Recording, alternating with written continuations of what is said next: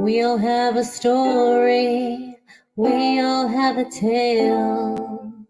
Well, there's a place I've come to know well, led by a man named Sty.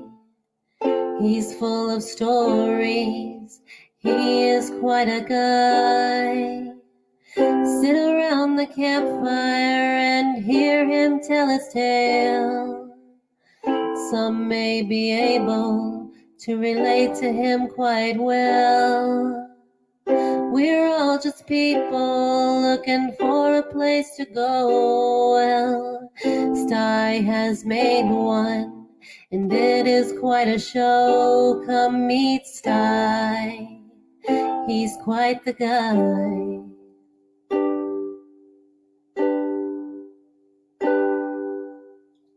If you're feeling lonely, come and make a friend. If you need a story, on Sty you can depend. His voice is soothing like a lullaby. Sometimes he brings a tear to my eye. Sit around the campfire and hear him tell his tale. Some may be able to relate to him quite well. We're all just people looking for a place to go. Well, Sty has made one, and it is quite a show. Come meet Sty, he's quite a guy.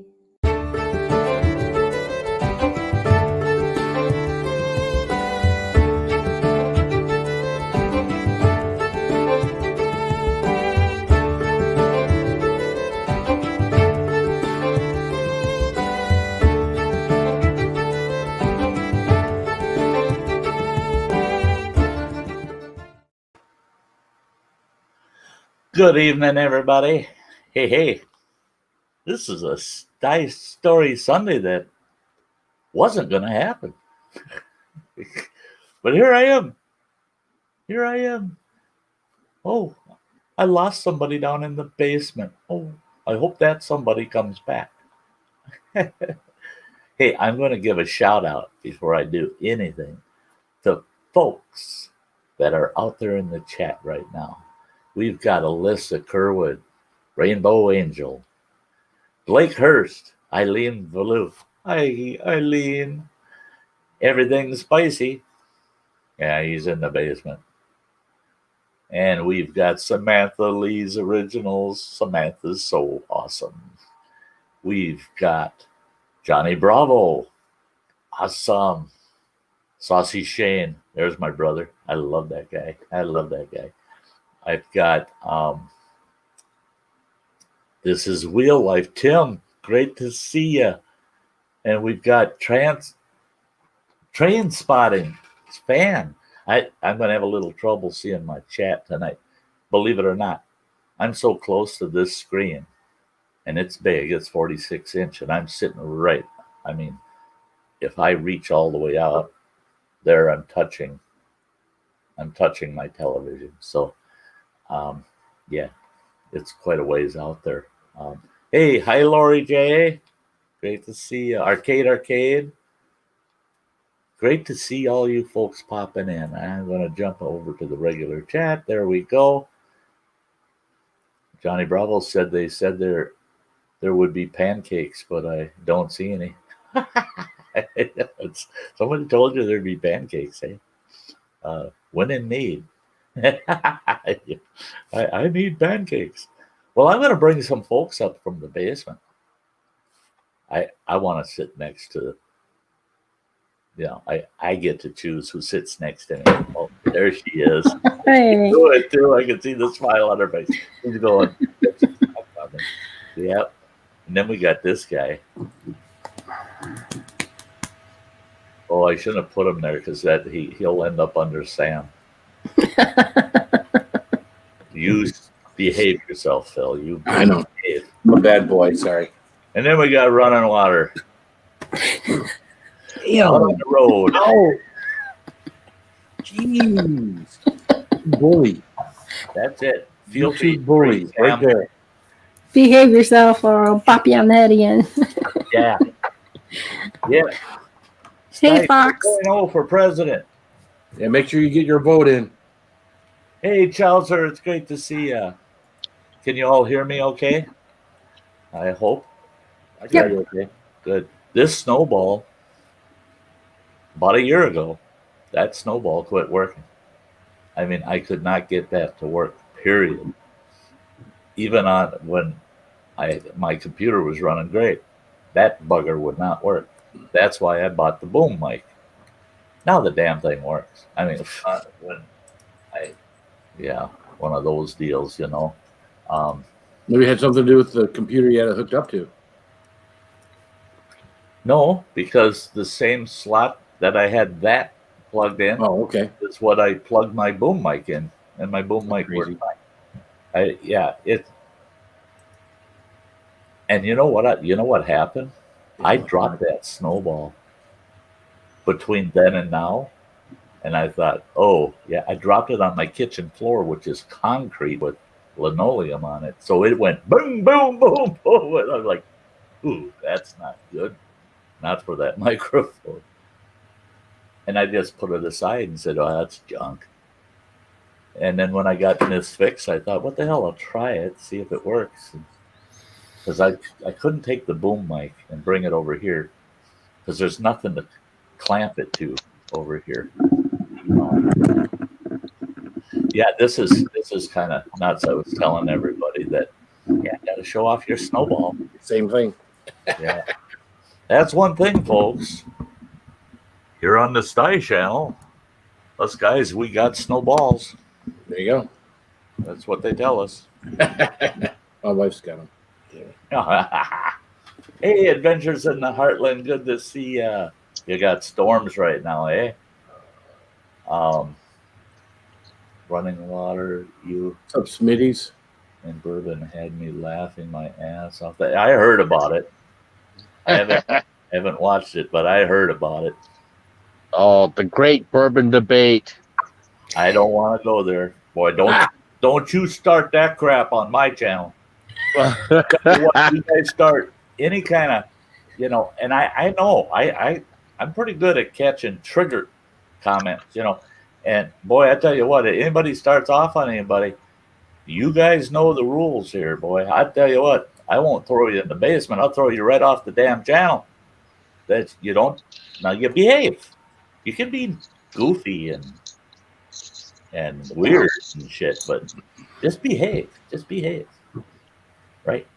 Behaving. You listen to your grandpa, for Christ's sake. You guys are nuts. You're nuts. You're nuts. You're crazy. Hey, Smithy's good to see ya. What's up, Chuck? Yeah. There I said.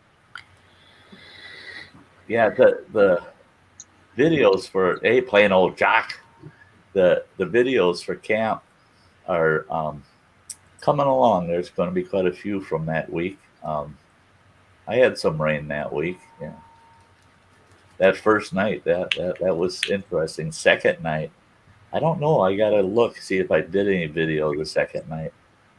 Boy, that actually had the trailer a rocking. Boy. I had wheel chocks to keep the trailer from moving, and it was banging the trailer against those wheel chocks. That's how bad it would blow it away from them, then slam it into them. Yeah, it was a pretty good ride. Yeah. But I have to say, 8 nights, 9 days. Yeah. The good weather outweighed the bad weather. So that's why I like the long camps, because the odds are you're going to get a few good days out of the week. Hey, B-Lady, great to see ya. Yeah, I feel good that I'm live again, and it's nice. I took my blue screen down and I brought it over, and it's on my couch. so I got blue screen again for today. My next live, of course, will be next Thursday, and between now and then, all the new equipment will be here set up, and I'll be back over in my studio corner.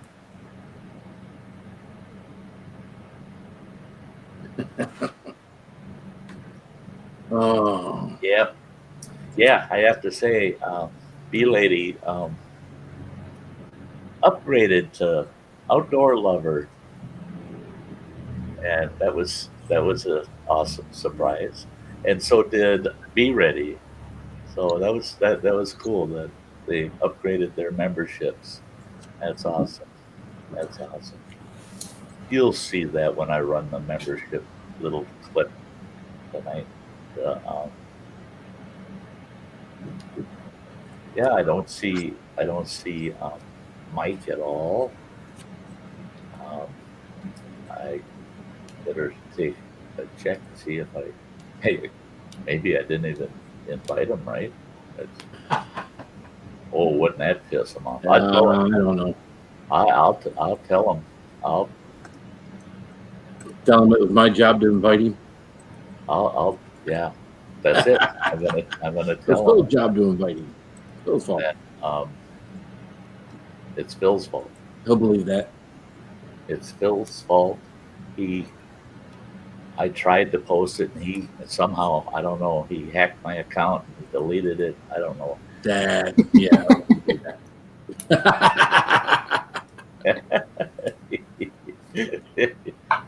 You know, if he can blame you, that Oh, yeah, exactly. he'll take advantage of that. Yep. You betcha. He likes blaming Phil for stuff. How's my membership got you Really confused go there, B-Lady? Campground in northern Minnesota with us. Great water access. This year, John, probably not this year, because I need to register my trailer. Them rotten buggers. Yeah, I got to register my trailer, because Minnesota, every time I go into Minnesota with a trailer that's not required to be registered in the state of Wisconsin, so we have no plates. If the trailer's under 14 feet, it has to be like a work trailer, utility trailer, or multi-purpose type trailer. It can't be designated just an RV, a camper. But if it's under 14 feet, they don't want to register it for you. If I register it, the license plate they give you is a full-size license plate like I got on my truck. It's not one of those nice little trailer plates. This is a great big bastard. So I got to put a different license plate rack on it and everything. But it's such a hassle. Well, I talked to the DMV and said, what do I got to do? I'm going to register it so that Minnesota doesn't give me any grief. Now, I do know there's a couple other states that will give me grief also, that they just don't like seeing vehicles that don't have license plates on them. Well, so they said, well, do you have the bill of sale for it? I said, yeah. Do you have a VIN number? I said, I got all the original documents right from the factory on this damn thing. I said, I got everything.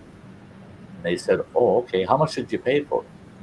Well, yeah, I fibbed, because on the bill of sale it says I paid $2,500 for it. Yeah, that's $1,000 less than I did. But they go, oh, okay, and the tax will be. I said, no, wait a minute. When I did my income taxes the year I bought that trailer, I included that as an in-state purchase that wasn't taxed. So I paid that sales tax when I did my Wisconsin income tax. They said, that don't matter. If you want to register it, you're going to have to pay them taxes. We can't register it unless you pay those taxes. So I got to pay the damn taxes on that trailer twice. Yeah. Yeah. Oh, hey, John, if you guys want to go up to Minnesota, that's fine. That's fine. You don't have to come here just to make old Sty happy. You go where you're going to have the most fun. That's what you do. That's absolutely. And I would love to go to Minnesota with you, but yeah, this year isn't going to work. Next year, of course, I got that 30-day, that month-long trip with with Nicholas Green. And after that, then I'm going to be kind of available to travel around wherever I want to go. So we can, whatever, John. Yeah, whatever fits for you. You just let me know.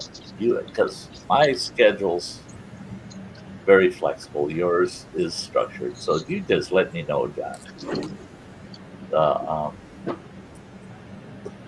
Yeah, I wish when you and Nicholas Green went on your camping thing, you could have like a 24-hour GoPro set up just to listen to two of you knuckleheads talk.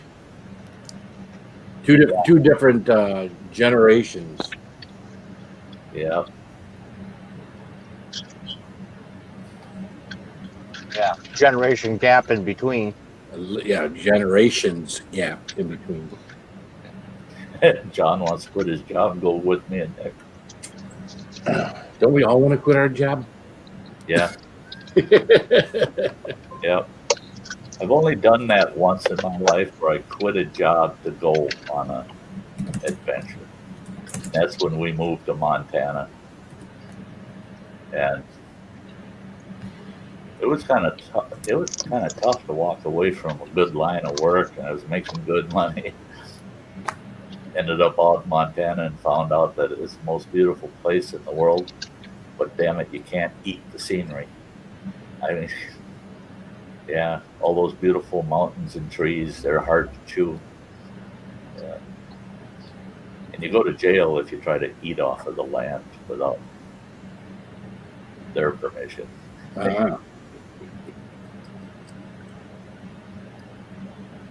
Hey, Bradley. Brother and his kids just left. Hike with Mike, great to see ya. Just bought plates for my utility trailer, $17. By the time they added tax fees, county fees, it was $40. Yeah. Well, see, that's the nice thing here is, other than having to pay them into the sales tax twice, they're only $14 a year. Trailer plates, so that's cheap. $14 a year. Yeah, in Michigan, we only pay for our plate one time. At least this is my trailer for my lawnmower, you know. For a It's utility type trailer. Yeah, it's like 14-foot trailer. Mm-hmm. Just one time. There's no place to put a tag or nothing on it. It's just registered. See, that's just like here in Wisconsin. You don't have to license any watercraft that's under 14 feet. Wow. If it's 14 feet or less, there's no registration on it. Well, most canoes, there's a lot of shorter canoes, but most canoes are 16 foot, 16 to 18 foot. So you register your canoe, you get your canoe hat, you know, the emblem, and you got to put that big old damn number on your canoe. Well, I had a 12-foot canoe, and I took it with me to Minnesota up by Boundary Waters, and oh my God, I had a Minnesota game warden giving me all kinds of crap.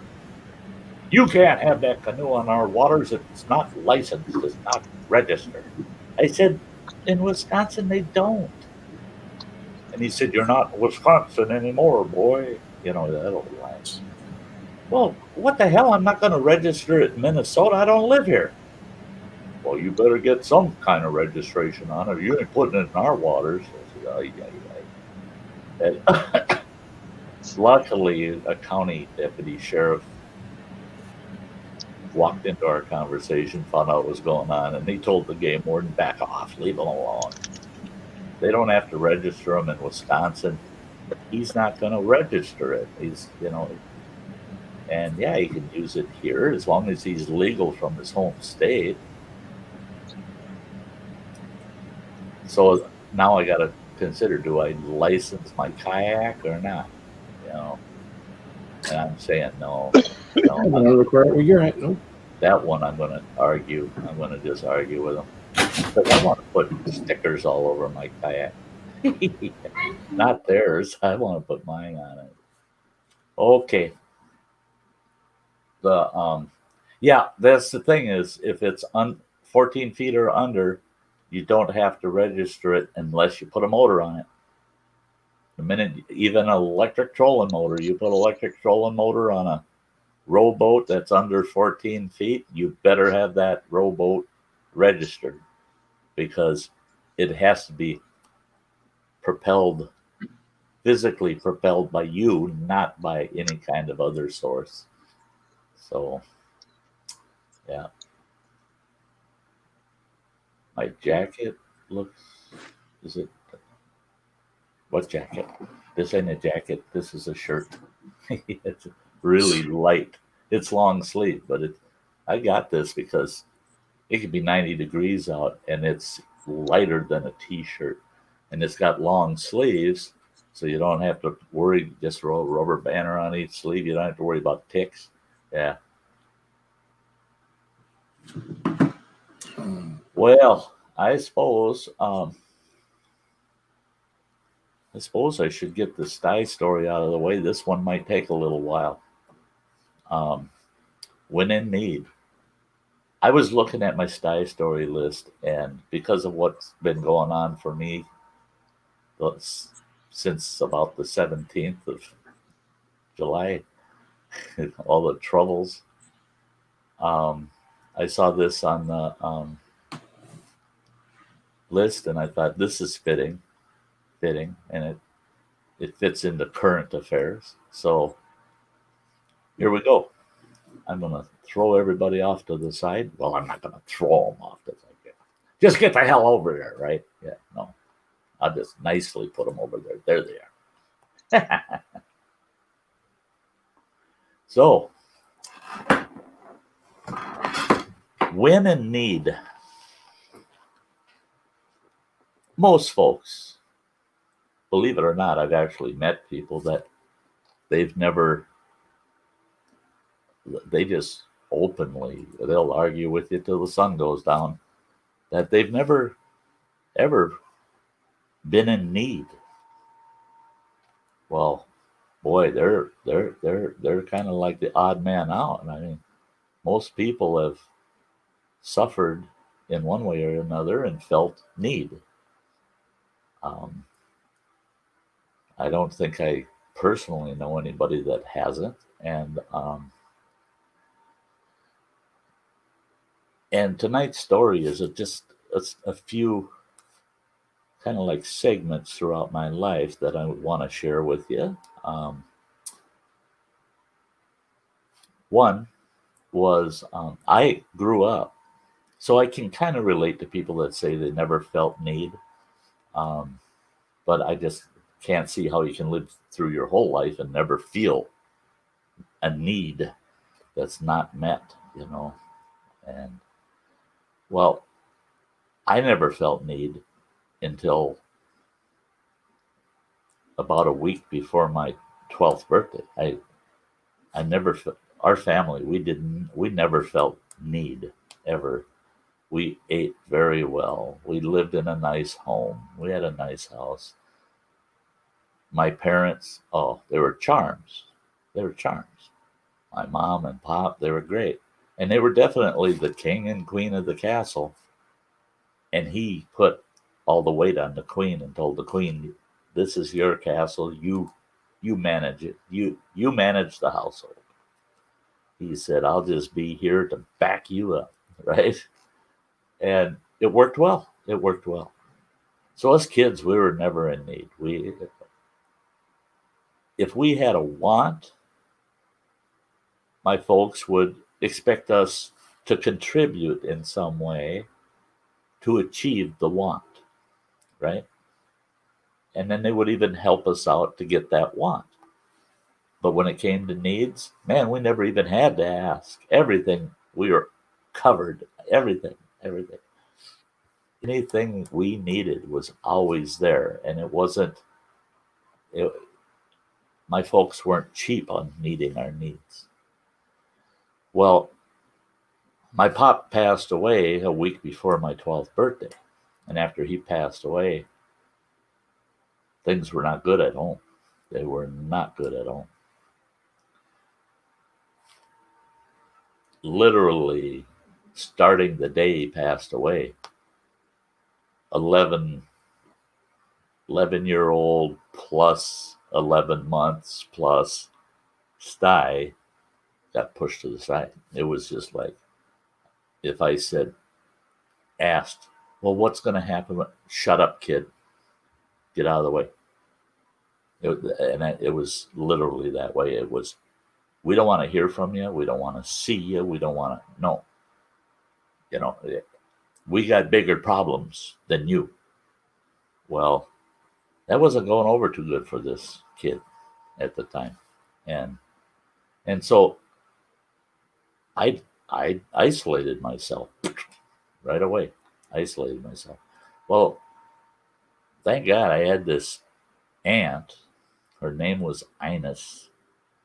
She's gone now, passed away several years ago. And this gal was, I mean, pure class. Oh, she was gorgeous. And she just, I mean, and very sophisticated, very well-educated, well-traveled woman. She could see what was going on. As an outsider looking in, she could see what was going on. She intervened and she came to me and she said, she didn't ask me what I wanted. She said, what do you need? What do you need to be happy? And I said, I need to get the hell out of here. I said, this shit ain't no good, Ines. I got to get the hell out of here. And I said, but I got nowhere to go. Well, when you're 12 years old and you got nowhere to go, then you feel like there's nothing worth it in the world, you know. And she said, well, is there something I can do to help meet that need? And I said, no, there's nothing you would be able to do. The next day, I was at a city park. She shows up in her nice Mercedes Benz. And she says, get in the car. I got in the car. I go, what's up? And I looked in the back seat, and there's a suitcase back there. And I knew it was one of ours. And I go, what's going on? She says, you're going over to Mendelssohn's house. Well, they were dear family friends that lived quite a ways from us. And they raised horses, and I loved horses, just loved them. She says, well, Don and Pete Mendelssohn said that you can come and stay with them. Well, I had a crush on their daughter to start with, so that wasn't a bad deal. And they said that you pick a horse off of their farm and you can just do whatever you want. You can saddle up, go riding. They're going to give you a free hand to do what you want. And I kept, for years, I asked Ines, what can I do for you? And her response was, for what? She says, I got everything I need. I got everything I want. She says, you'll never have to help me out. And I said, but you help me out. And that aggravated me for years and years and years, that she went so far out of her way, but expected and actually demanded nothing in return. Well, then years later, I'm an adult. I've got children. Running Water was about 5 years old. And the youngest one was a baby, just a baby. And we lived on this little farm in central Wisconsin, in the worst town in the world. I'm not going to mention the town's name because I mentioned it when I drove truck over the road to a guy in Chicago, and he was on his way to that town to burn it down when he found out what that town was like. He says, I'll go burn it. I'll burn the whole damn town. I said, no, don't. So we're living in this town.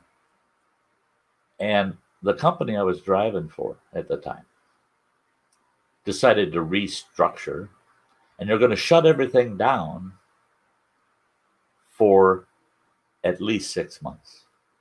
Well, I had just gone on with that company, and I was self-employed prior to it. So when they laid me off with no guarantee of a return, well, no unemployment. I wasn't able to get unemployment.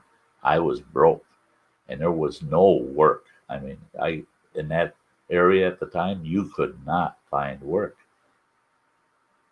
Well, after about a month of just looking for anything, I mean, I was willing to shovel shit out of a dairy barn if I could get a job to do it. There was just no work. Well, it got down to the point that Running Water, he was too small, I think, to even remember this, but my kids, it actually got to the point where my kids, we thought they're having their last meal that we'll ever provide them. And that meal was rolled oats, oatmeal, but the old-fashioned coarse rolled oats. And we had just enough sugar that each kid got a teaspoon of sugar on their bowl of rolled oats. The only other thing in the house to eat was a half a loaf of cinnamon bread that was in the freezer.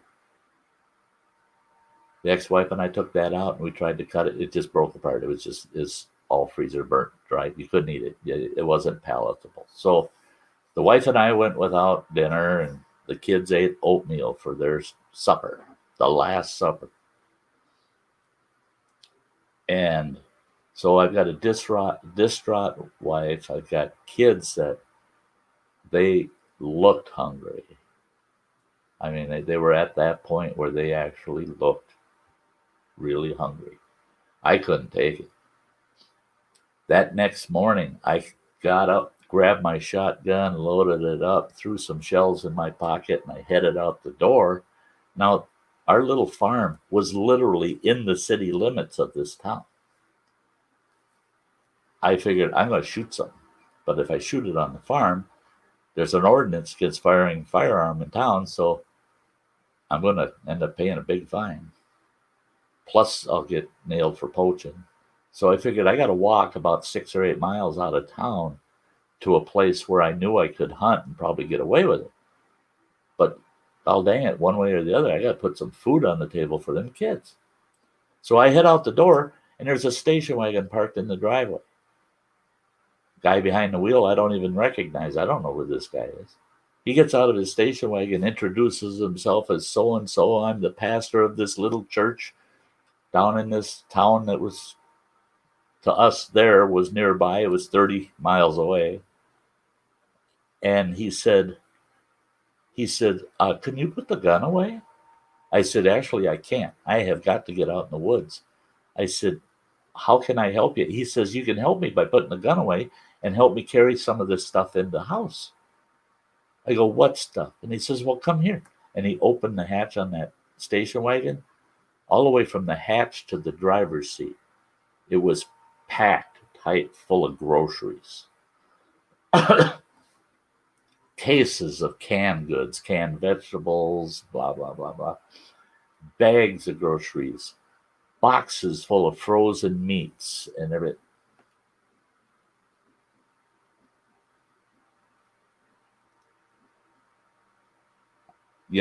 I couldn't help but look around like, has he got the right place? And I told him, I said, I don't know what you're doing, but this ain't, no. I said, don't haul, you're not hauling at my house. I don't know where the hell it's coming from. I don't know what the hell this is about. And he goes, no, he says, all I can tell you is an anonymous person from Minnesota.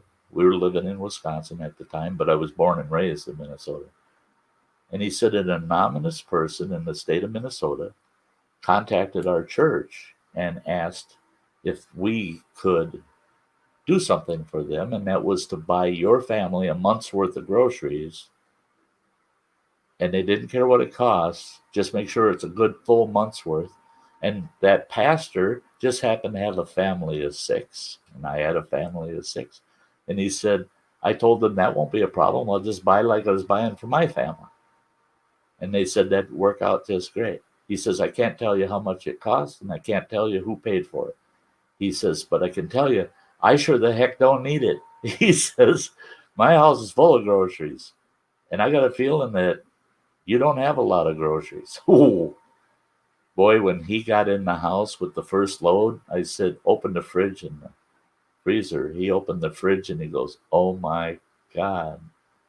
He says, all there is, and he grabbed the one bottle and he picked it up and he goes, and I said, the other one's about the same. He says, you've only got 2 bottles there, each about a quarter full of mustard and ketchup. I said, yeah, that's what's for lunch today if I don't get out there and hunt, right? When we were done, the fridge was packed tight full. I mean, veggies and fruit and dairy products, cheese, milk, everything. The freezer was packed tight. In fact, we took a big roast and couldn't get it in there. There was no room.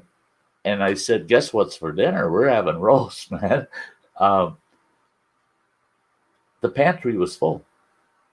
Open those pantry cupboards, the cupboard doors, right out to the edges of the shelves. Packed tight full. A full month's worth of food for a family of 6. Never did find out who. Never did find, and I could just about figure how much that crap cost because there was no generics either. Yet, I'm thinking, well, we'll see a lot of generic stuff. They had told them, no, you buy like you're buying for your family, and obviously this pastor's doing pretty good because there was nothing generic. And the odd thing about it was the timing.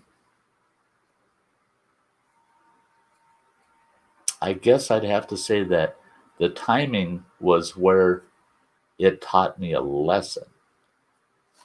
It put me out to the point of desperation. And then, when in need, out of the blue, but I was at that point where I was so desperate, I was at the point I was willing to do something wrong to get by. And then I was covered, so I didn't have to go do what was wrong. To me, it would have been right.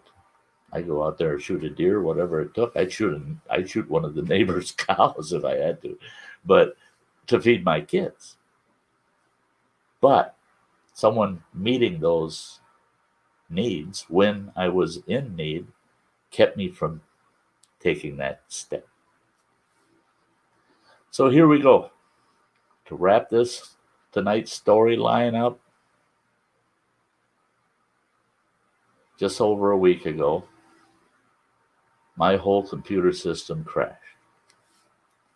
I tried everything to get that thing to operate, to run. I mean, I talked to so many computer techs and then everybody in the channel trying to help and all their great advice, everything. And I was going right down the line. Computer chick says, pull the hard drive out of that sucker and mail it to me. I'll get the data off of it and send it back to you on a different medium, Well, I got a local guy that's going to do that for me, and he's only 10 blocks away, so that works really good. I don't have to pay postage or anything to send it to Computer Chick. And I told everybody in a video that I had bad news, that the channel would be basically becoming idle for 1 to 2 months, because that's how long it would have taken me to be able to glean enough cash to be able to replace the equipment. And all that video is meant to do is to let you folks know that it won't be business as usual for a month or two, but we'll get back. We'll eventually get there. We'll get back. I was depressed as hell, but I had that to look forward to, that eventually I'll be back up and running. And out of the blue, a certain somebody gets a hold of me and says, "Hey, I can contribute to help you replace it," and told me how much they were willing to contribute. And I'm just like, no way in hell. No, you're not doing that. You're not doing that. And I told him, let me shop around, see how cheap I can go. Well, he sent me a link to a machine that he wants to purchase personally for himself, and said, check this one out. You might like this one. And I'm looking at it and I'm going, oh my God, that's 3 times of what I had. That machine's awesome. But no. And there were a few things I'd have to get to go with it. A couple of additional external hard drives and a few other things. And Chowser, yeah, gosh, man.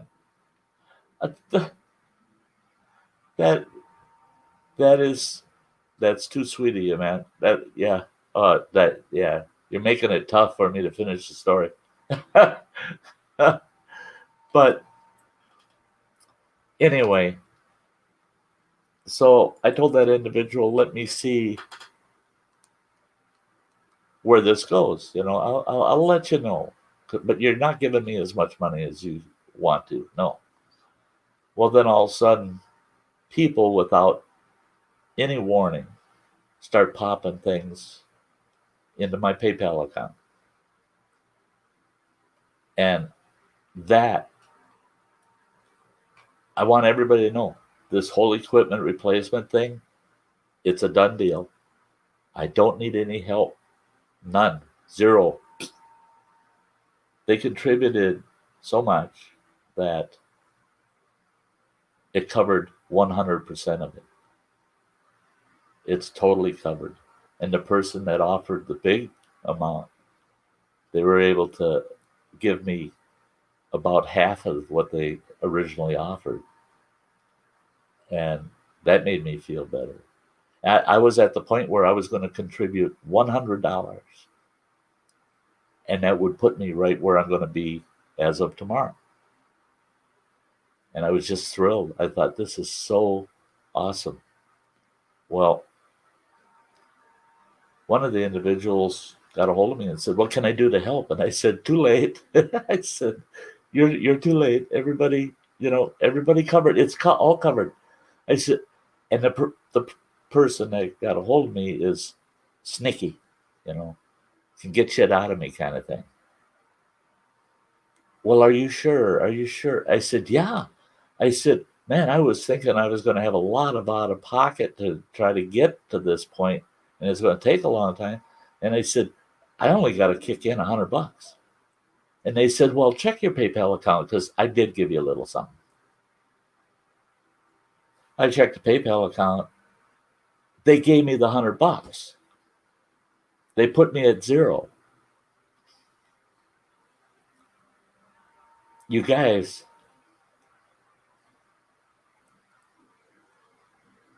I'm not very good with this stuff.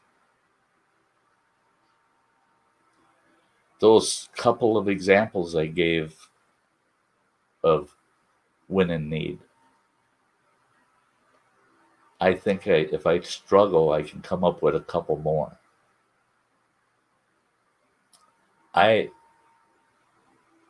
I'm not one where I got help. I like to be the person that helps. I'd rather be on that end of the chain. It's hard. It's I don't know. And it's not a pride thing. Just so folks know, I'm not too proud to accept something from somebody. It's just that I don't feel my friends had that responsibility. But I've learned the hard way that sometimes when you say no, you can get somebody else feeling worse than you do by telling them, no, you can't help me. Yeah, no, I don't want your help. It's kind of a respect thing. It's if they're able and make their own choice to do something and then you reject it, it hurts their feelings. It makes a person, I know I've felt that way a few times in the past when I've helped somebody out or tried to, and they refused the help. I walked away thinking, well, I thought we were better friends than that. You know?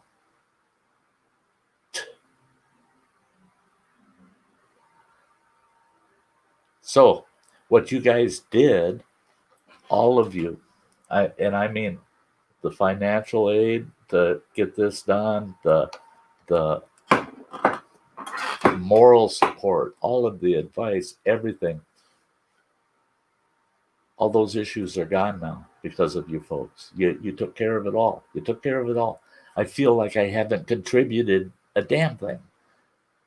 I'm just the beneficiary of all this, our friendships. And I said it before, not all of you probably heard it, but as far as I'm concerned, that new equipment doesn't belong to me. It belongs to all of you and this channel. That's it. I mean, and that machine's going to be dedicated strictly to YouTube. It won't be used for any other purposes whatsoever. I get this old machine running again. That I'll use for my own personal stuff. That new equipment is going to be just dedicated to live streams and content. That's it. Nothing else. And with that, I'll just wrap this up. It takes 1 minute. It only takes 1 minute. So I know you guys got a minute, but there's some special folks that made that possible. That I want to give them a little special attention. So if you've got 1 minute, here we go.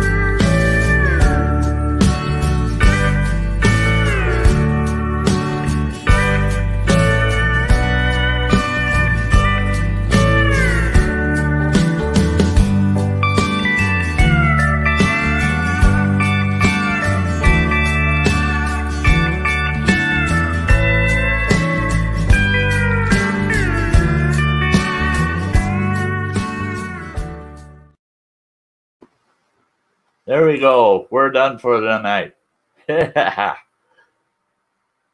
Yep. Some really special people. Anybody that doesn't have any of those 6 people, get over there, subscribe to their channel, support them, show them all the love. They're the best, along with all the rest of you. My whole audience. I love every one of you. You're all so doggone important to me. So don't. You're important to us, Sty. So. Oh, wait, I'm going to shut up because it's your guys. Well, yeah, I use foul language down here at times and things like that. But and I'm not a very religious guy, but God sees to it that people get what they need, and that people see to it that those that are around you when you're in need are able to help provide. And that's just, I am glad to be able to have helped, as I'm sure everyone else that has helped, And B Lady said something in the chat, all you guys help, from memberships to your view time to everything. I mean, it's from the smallest to the largest, all of this matters. You know, I don't That's think it. people always realize that. But And it's important that they realize, like Alyssa's saying, sorry, I can't be a member. Now, don't be sorry that you can't.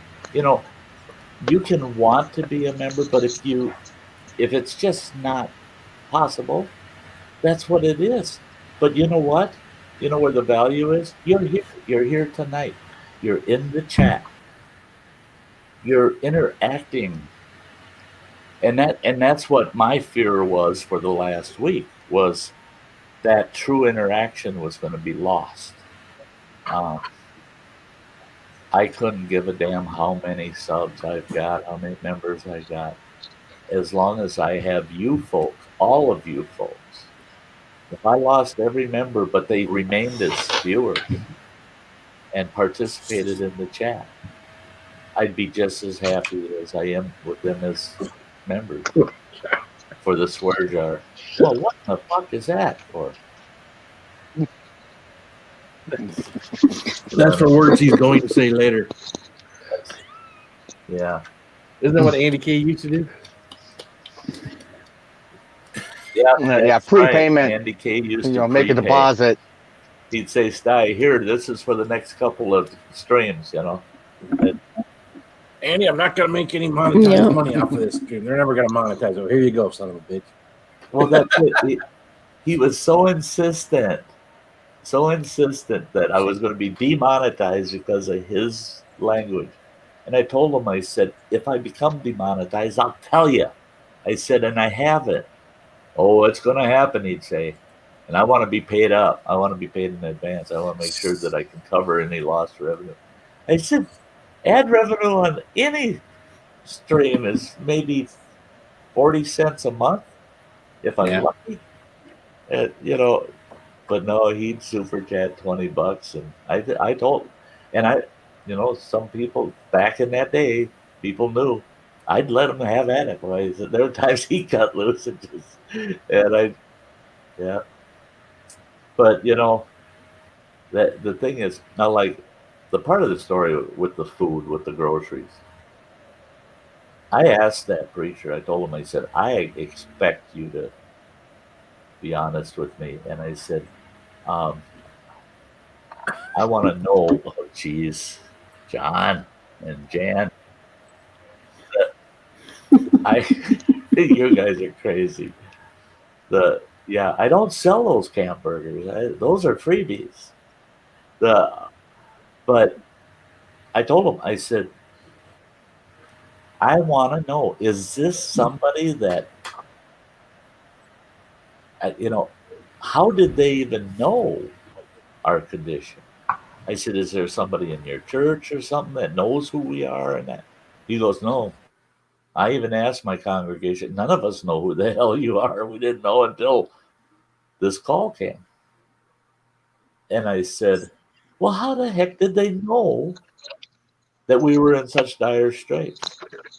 And he says, I will tell you that they said that all of a sudden you came to their mind and they had this gut feeling that you were in a tough spot, and figured if they could provide groceries for a month, that would free up any resources you have for whatever you need, you know? And so, you know, people that don't believe in karma or God or what, something triggered that person, like I said, at the exact right time. And, you know, I didn't get helped without having to suffer for it. And that made it a lot easier. Oh, the hell. But for the swearing he's going to do later.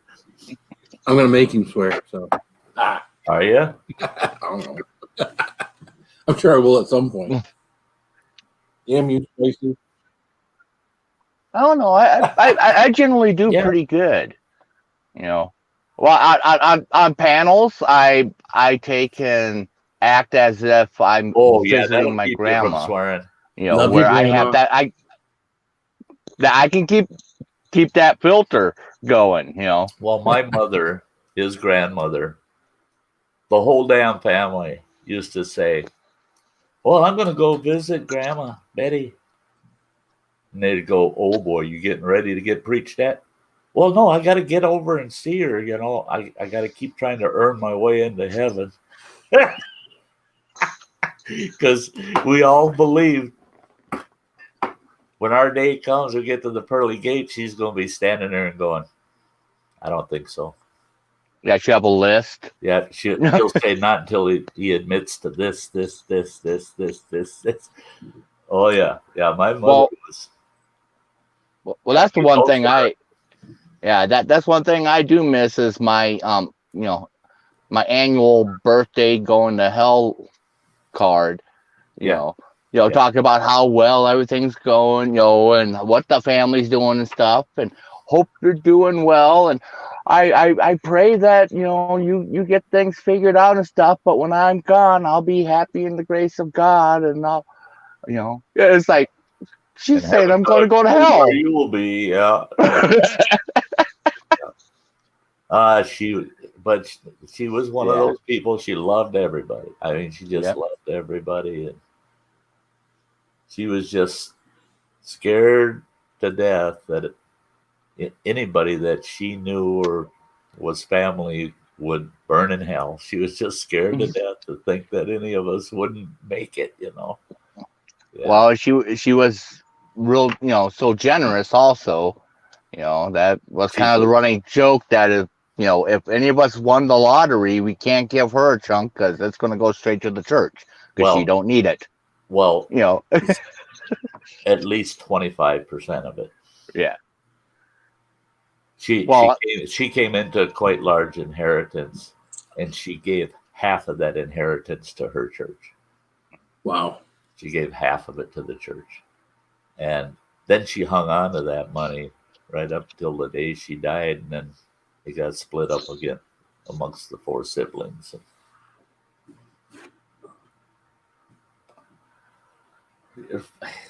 Yeah. Hey, Mike, you and Phil, between the two of you, both of you have characteristics, and Running Water will confirm it, characteristics of my brother, who's passed away now. But you both have characteristics. Each of you have some of his characteristics, and they just pop out sometimes to me, and I just like, yeah, it's just like having my brother back. Yeah. I think I've been picking on Sty. A real ass, too, I'm telling you. He was a real ass. Loved him to death, but yeah, he was an ass. Yeah, I think I've been picking on you since I've known you. Yeah, it started real early. Yeah. Mike. And make sure I hide that. Oh, I just approved it. You hit it. Turkey. Mike, you got to get on the panel. That's the only way you can get any input, because he can click. Well, you have to approve it or not approve it, Hey, Step Van Dan, great to see ya. How are things in Minnesota? Yeah, that's the thing, is once I get that trailer registered and all that paperwork done and all that crap, where I feel comfortable running out of state with all my gear, yeah. There's a lot of places in Minnesota I want to go revisit that I was at when I was a kid, Got to get back to the headwaters of Minnesota, of the Mississippi. When I was a little kid, here's a free Sty story for you. When I was this little guy, I was only about 6 years old. We were at the headwaters of the Mississippi up Itasca State Park in Minnesota. That's in north central Minnesota. Standing there at the headwaters, and back in that day, they had, for the tourists, they had this teepee, and they had this old guy dressed up as an Indian chief, telling you about the headwaters.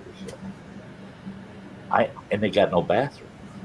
I'm dancing around. I'm 6 years old. I'm going to pee my pants, right? Well, my granddad's with us. My granddad, he was the old woodsman. He grabs me. He goes, boy, you need to quit bouncing around like that. You're making me sick. I said, I got to pee. He says, pee right there off them rocks. I was peeing at the headwaters, the very first waters of the Mississippi River. I wonder if that piss ever got to the Gulf of Mexico, you know? And if it did, how long did it take, you know? But that old chief, he come running over there. No, you don't know. No, don't pee in the river. No. He says the people way down south won't like that. He said, no. Oh, yeah. That was another thing about the natural world I learned the hard way.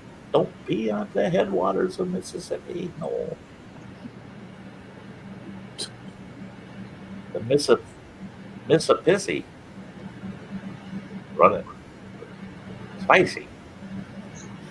Look what he did to us. Spicy. See, he likes clicking around all the time on stuff. So he don't care. He just jumps in and out. Yep.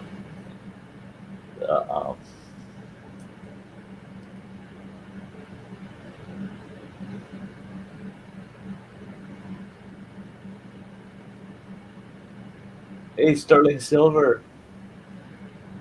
It's great to see you.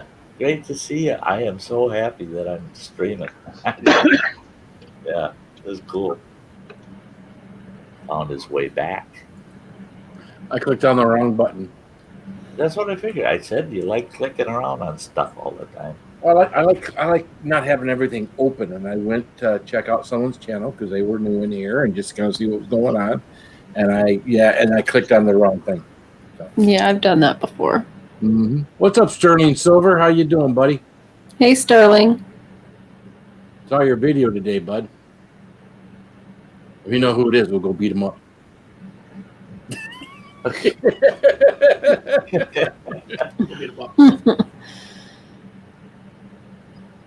Nicole O'Leary, what's up, girl? Yeah, you know, because of you guys and all that you've done to support me this last week. In a couple of weeks, I'm going to be going on another long camping trip. So I think I'm heading to Black Lake for anywhere from 8 to 10 days. So, so I'll be back out and about again. I gotta get over it. Summer will be over before you know it. You better. Well, that's it. August already. That's it. I know. I'm going to get the one long trip here in August, and I might squeeze in a 2 or 3 dayer Hey, Roman. at the end, and then in September I'll be camping 2-3 times, probably with Adventures in the Heartland because they're coming up this way in September. So I'll be with them again for camp. I don't know how long it'll be. It doesn't matter. I'll be there. And so I'll get a lot of camps in September. And some of our campgrounds close up October 1st. From that point on, I'll probably be boondocking. I'll probably be going out to Pine Lake, boondocking out there. But I'll camp right up until close to the end of October.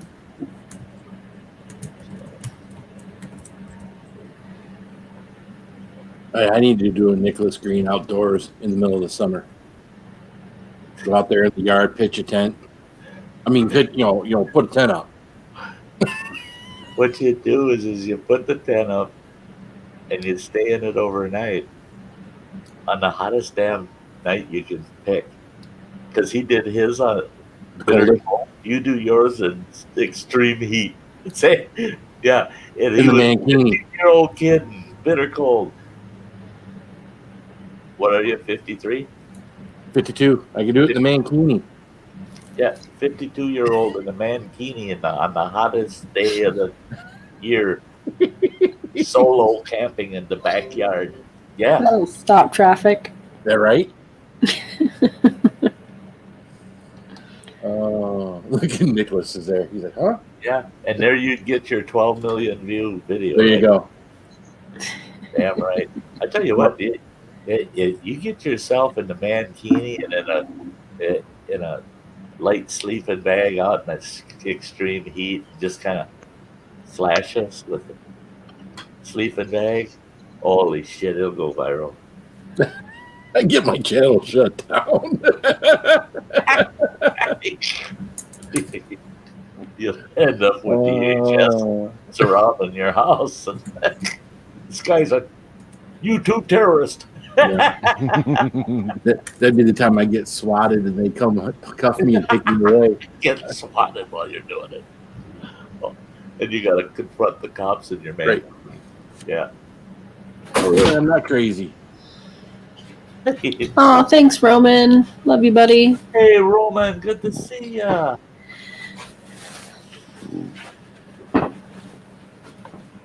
Gosh, it's been a while, Roman.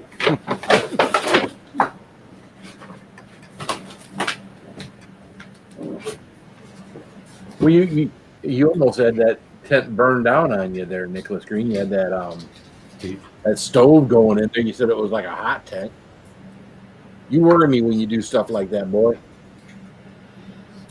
Get that dang stovepipe so hot. Well, when I was in the Marine Corps, we were in Korea.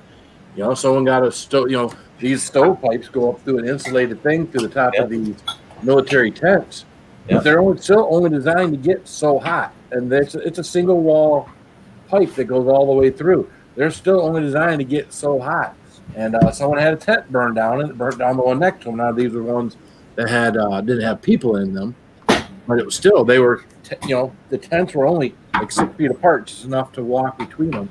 And you can get those stupid things hot enough to where you catch that son of a bitch on fire and you're asleep. Next thing you know, you're waking up and you're engulfed in flames. Don't want to have anything happen to my buddy. I was wondering, Phil, at that time, that would have been the new vinyl tents, right? It wasn't. No, we didn't have vinyl tents. Nope, these were the old general purpose tents. One where you could put probably about 16 guys down one side in a cot, 16 guys down the other. The 40-footers. Yeah, the big ones. Yeah, we had one of those out in Montana, 40-footer. But that would have been the big.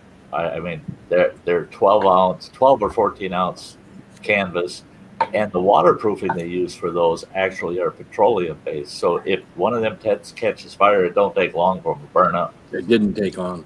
No, it don't take long at all. And Running Water will remember we lived in 3 mash tents. I had the 6-sided mash tents. Oh, nice.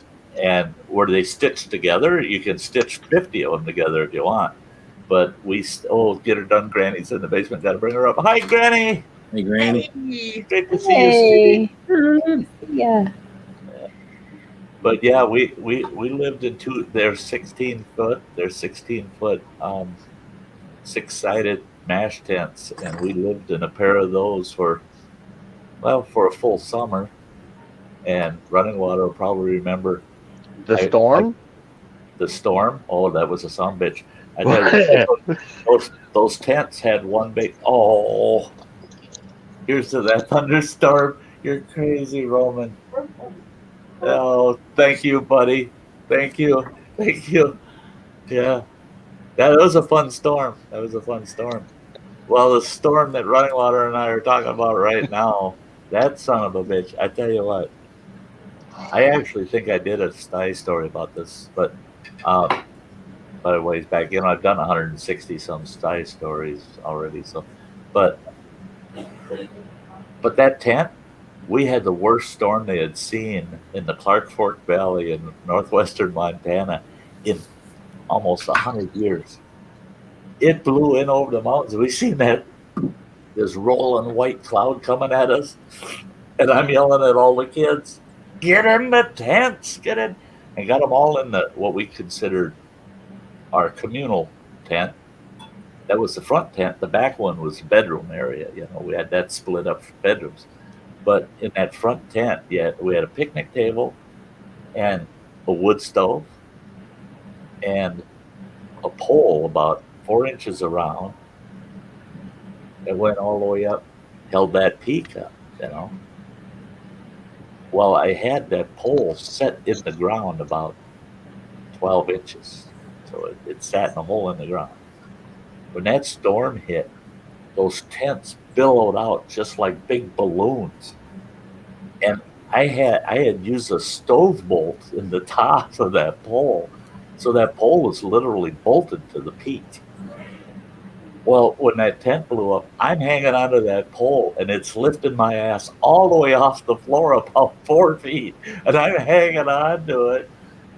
And the kids are all sitting they're sitting at the picnic table just crouched down, and they're all yelling at the same time, "We're gonna die, we're gonna die." And my wife, she's trying to crawl under the picnic table and she's yelling at the kids, "Pray, pray." And I'm trying to hold the tent down, hanging onto that damn pole, getting lifted all over the place. Then the pipe, you were talking about the wood stoves in them, or any kind of stove in them tent.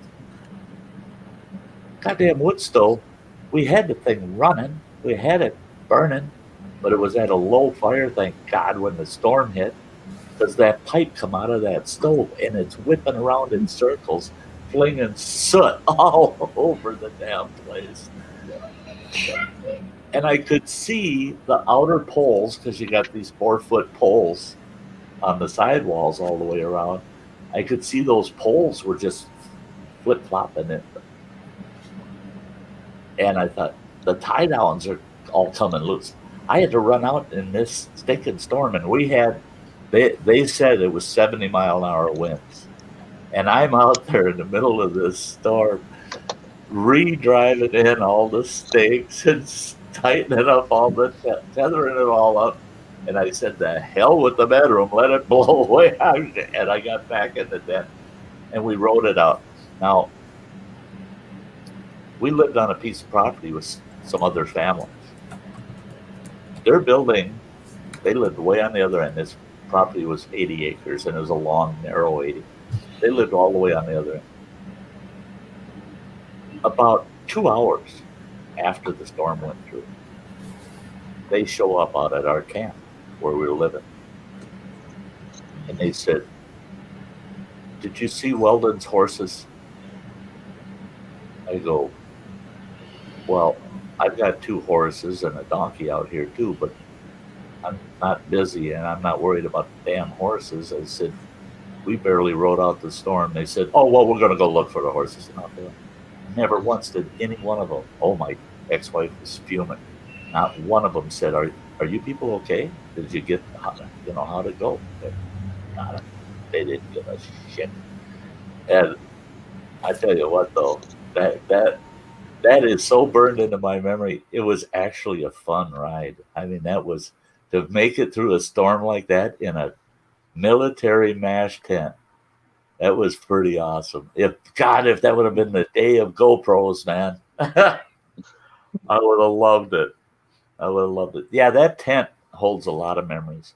That's the first time Running Waters ever looked me right in the face and said, "Fuck you." I ended up breaking 3 fucking knuckles. They should have been on his head. I went to bitch slap backhand him. He was a quick little shit at about 8 years old. Boom! He ducked it, and I went right over the top of his head, and I hit that big ass pole in the center of the tent. Wham! I broke my fucking hand. And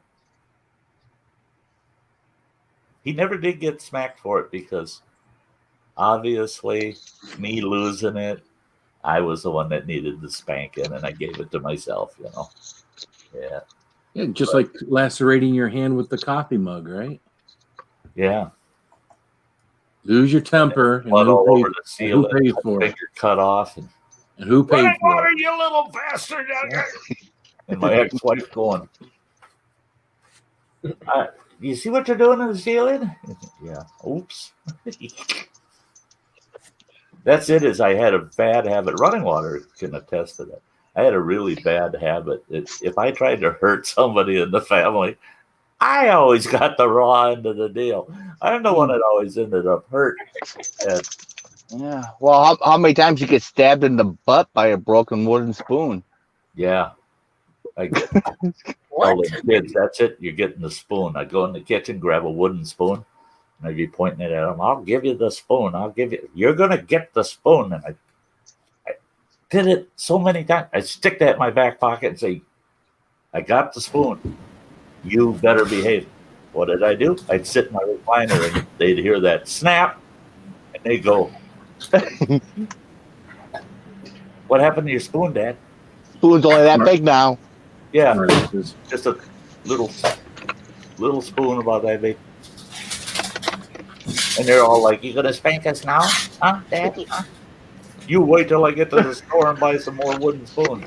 I bet you yeah, running water can attest to that. I bet you I broke 3 or 4 of those spoons a month.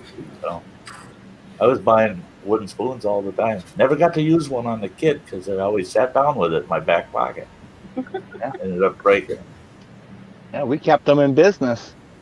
My mom used to get those pizza cutting boards. They weren't very strong, but they were the right size, and she would hang it up in the kitchen window on the cupboard. And I always do that pizza. We didn't get no pizzas out of the oven. That was for my ass. Uh-huh. That's a good one. Pizza paddles. They're good ones. Yeah, it was for my butt. Yeah. Hey, Joan. Yeah, Chelsea. All right, well, I feel good now. There is the Death Nut Challenge. Sterling Silver. So Sterling Silver will be with us on the Death Nut Challenge. He's got his. Got it. There you go. Now, see, that's some of the kind of folks I wanted there. I wanted the average folks, and I wanted some of the chili heads or up and coming chili heads to be there. This is going to be good. Yeah. 2 weeks. Yeah, you're lucky, Phil, that she didn't have one of the aluminum pizza boards we had at my pizza joint. Big, long-handled aluminum jobs. Yeah, get you from a long ways away. No shit. They get you from about 5 feet, 6 feet away. Yeah. That's neat. Now, everybody pay attention. August 15th, they're doing the Death Nut Challenge. You've got to keep track of Spicy now, so that you don't miss out on that. It's going to be a blast. That should be good. 10 people up on the panel, all different levels of being able to handle their heat. Male, female, young man will be up here. Blake Hurst's boy is going to be on panel with him. We're going to have ladies. Yeah, everybody. It's going to be a good time. Yeah, I think it's going to be great. Yeah. Then you talk about paddlings. One of the worst paddlings I ever got as a kid. I got to a point where I could get away, you know? You ever get away? And that just makes them angrier. My dad came after me, and I hurdled. I must have been 13, 14 years old. I hurdled the couch to go down the hallway to go to my bedroom. Now, when my bedroom door opened, there was like a wall right there, just big enough for the bedroom door to open, and then the bedroom was over here. So there's a wall. The door opens. The wall was the closet. So the closet was facing into the bedroom. And I jumped over that couch. I ran to my room. I slammed that door. I put my back, sat on the floor, put my back against that wall, and my feet at the bottom of that door. And he's beating on that door trying to get in the bedroom. I'm like, nope. I am not taking this whooping this time. And I come out about a half an hour later, and he was out in the garage. He got me later. Gotcha. But he was calmed down. He was calmed down when he got me. He was pretty fit. I forget exactly what it was I did, but I knew a good one was coming, so that's why I hurdled the couch.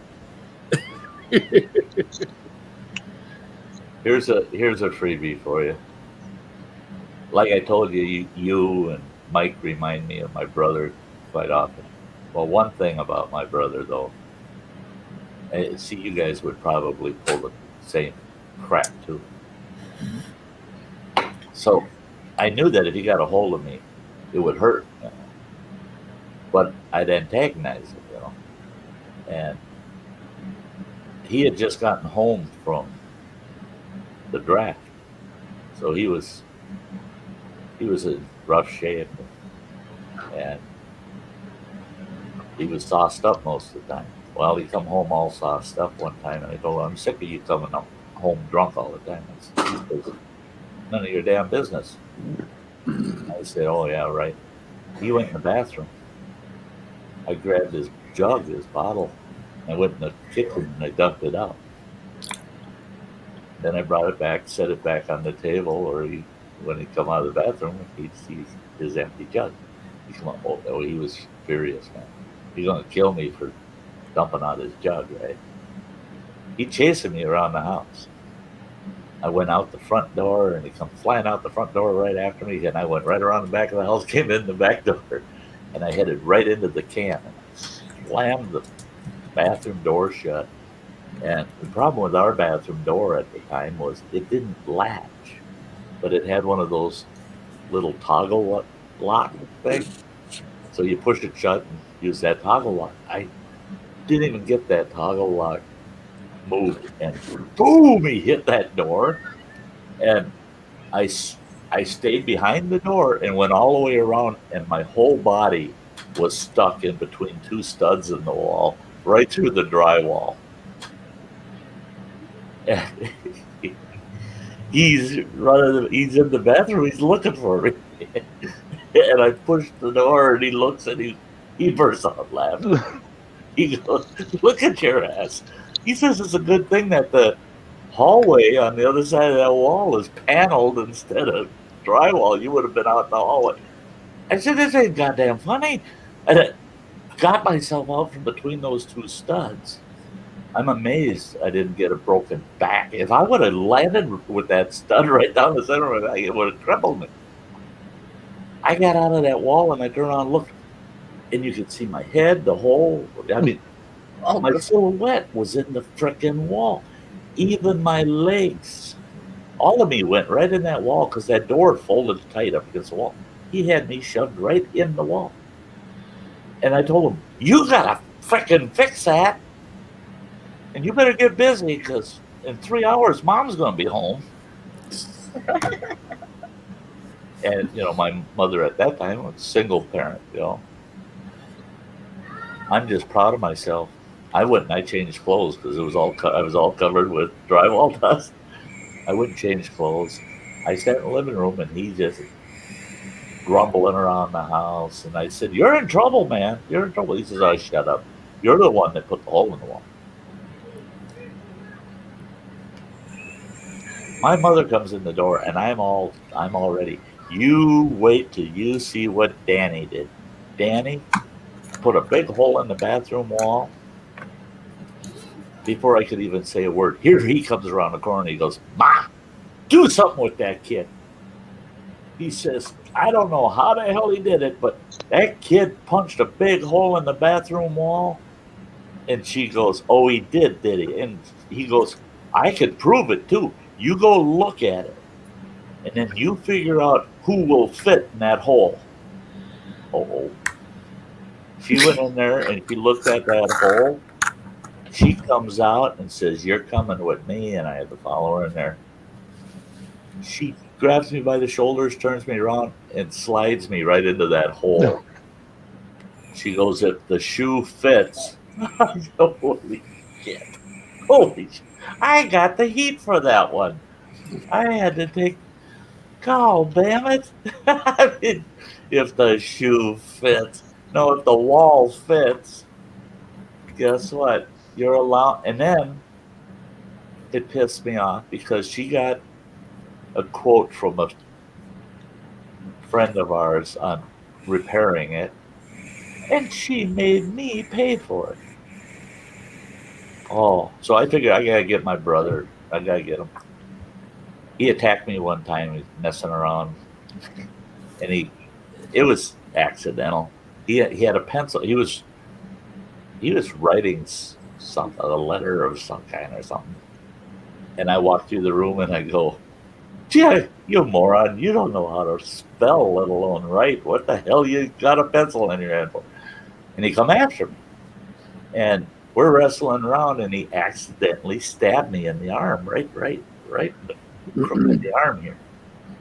And he hit that vein there in the arm, and the blood's just going, it's just spraying up.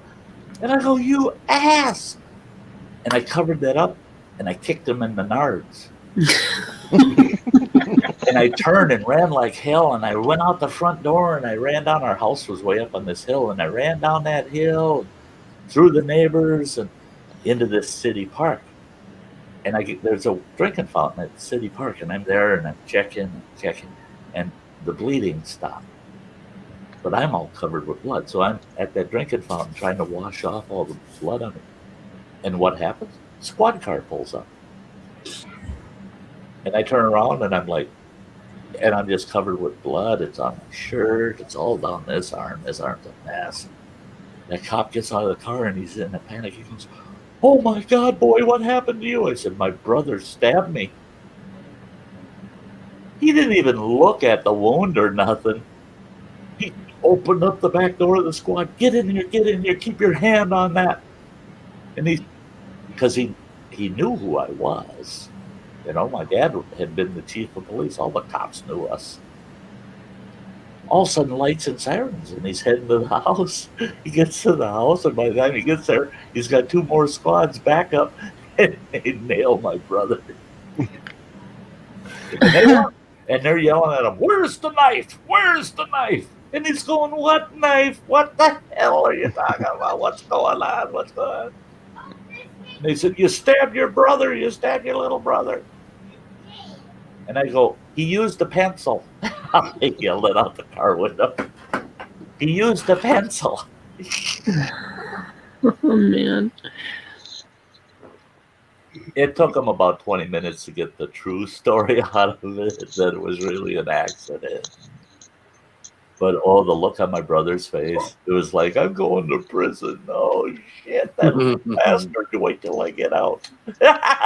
You got a death sentence, kid. So I felt, yeah, paying for the drywall. Yeah, I got my payback, yeah.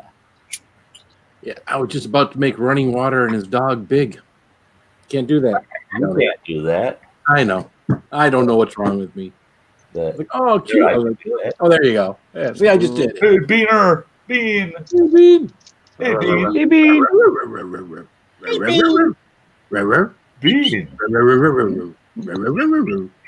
Bean. Bean. Beaner. Bean.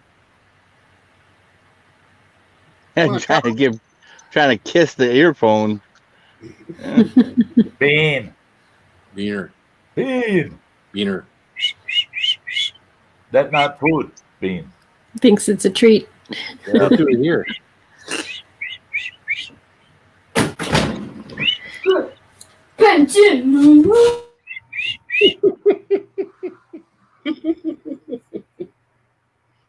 Yeah, he doesn't like Monster either. Here, check this out. What's a Monster? Whoa. Oh, wow, that's funny. Monster? Monster? You're like, nope. It's like he's had it before. He's like, no, that shit keeps me up. I'm a dog. I nap all day. What the hell are you doing thinking about giving me Monster?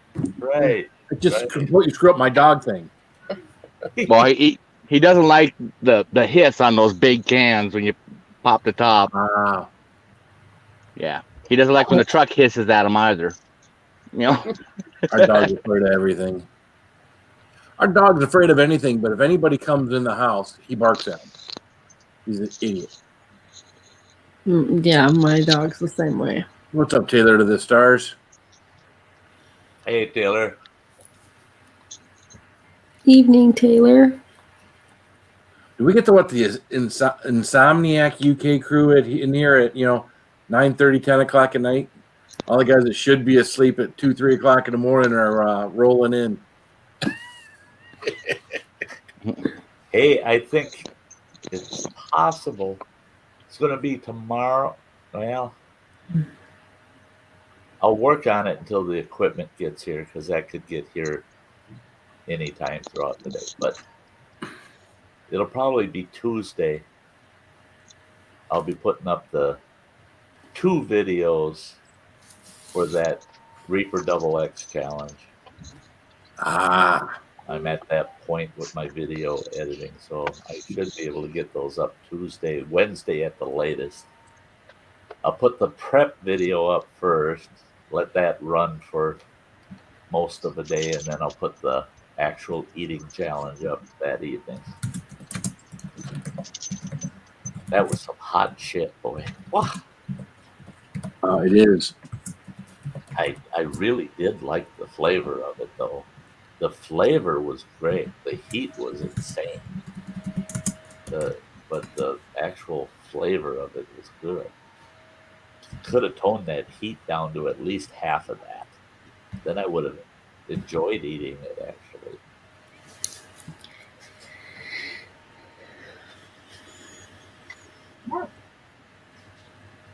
Mm. 18-year-old cat, yeah. What, Running Water, what was that?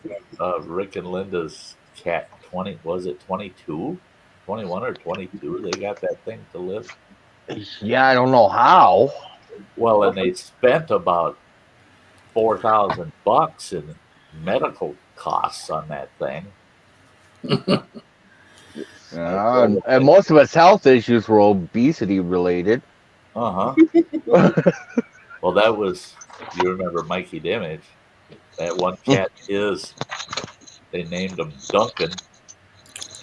That cat was the fattest cat live cat that I've ever encountered.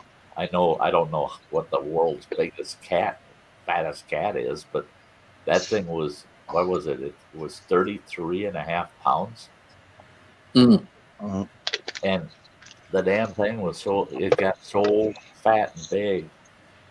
My buddy, he learned to hate his cat because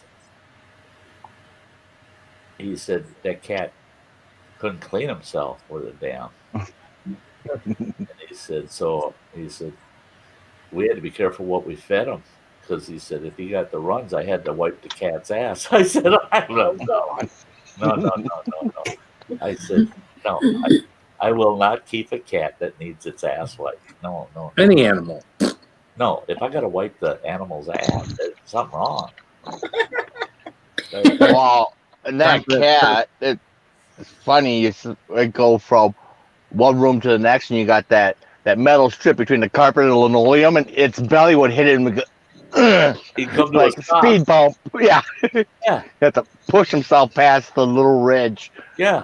His belly drug on the floor and literally could not go from linoleum to carpet because of that little metal strip.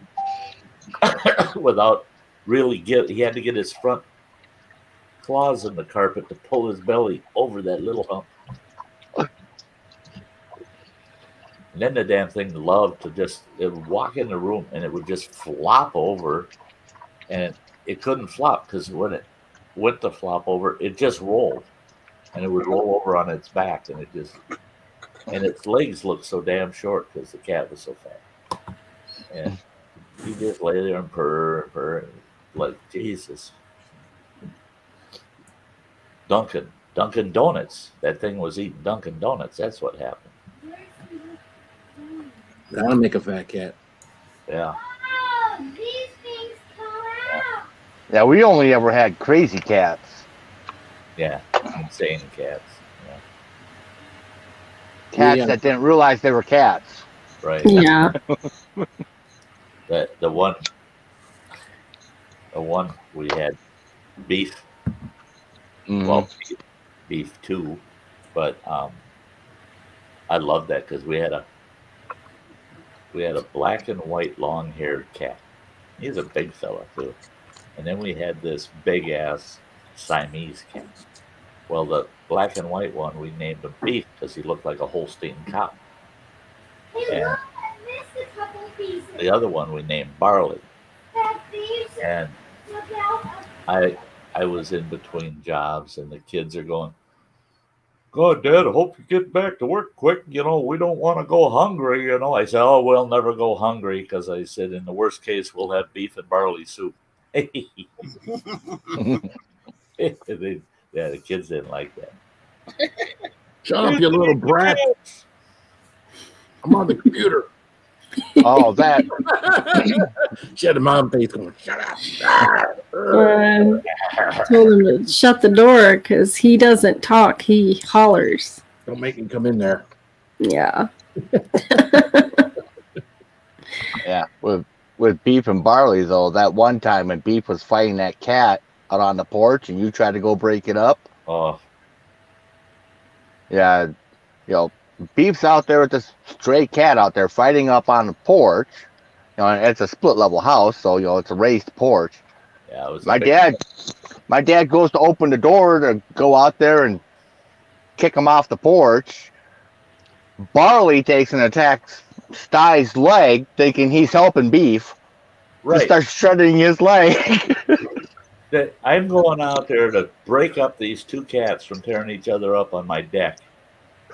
One of them was our cat, Beef, and to save Beef from getting all tore up, I'm just trying to break those two cats apart. And the minute I got in the middle and it was kicking and trying to get those cats apart, all of a sudden I feel something lash around my right leg, and it's hurting like hell. I turn around and look, and there's Barley. He's got me around the leg, and he's biting me and scratching it. He's attacking my ass. I'm in the fight too. Kick the shit out of Sty. Those are awesome videos. Do you ever see people get attacked by cats? Oh yeah, Those that one. cats, all the claws, the teeth, they're like little tigers. They're like, God, I wish I would have had film of that too. Because I'll tell you what, on YouTube, one of my favorites is when that cat climbs up that guy's leg, gets him in the crotch, and is raising hell with him. It's just like a big cat fight in his pants, Not fun. I wish we could have had video of Raz with Grandpa out there in Montana. Oh yeah. Attacked his foot. Yeah. Kicked it off the balcony. Or the best one was that crazy cat that we had.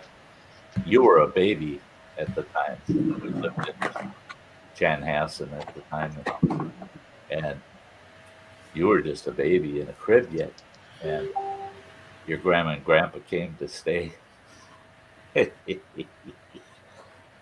They're sleeping on the living room floor in this apartment we had a bedroom downstairs, and then it had a big balcony bedroom that looked out over this big living room, and it was huge. It was 26 feet to the peak of that house. It was an awesome. It actually was there were like fourplexes, and they were just kind of connected by one common wall, all four of them. But they decided they wanted to spend the night, and I told the ex-wife, I said, that crazy fucking cat, I don't know. And there ain't nowhere to lock him up, because I'm not locking him up in that bedroom with running water. There's no way. That cat will eat the kid overnight, So, middle of the frickin' night, I hear that cat, and I thought, you little bastard, just don't attack me. And I looked over the railing from our bedroom down into the living room. Now, my ex-mother-in-law, she shaved her head and wore wigs. But wigs, all she wore were wigs. And then I looked over there, and my father-in-law is holding, with both hands, holding his mouth, and I can hear him. And I looked, and turned the light on so I could see better down.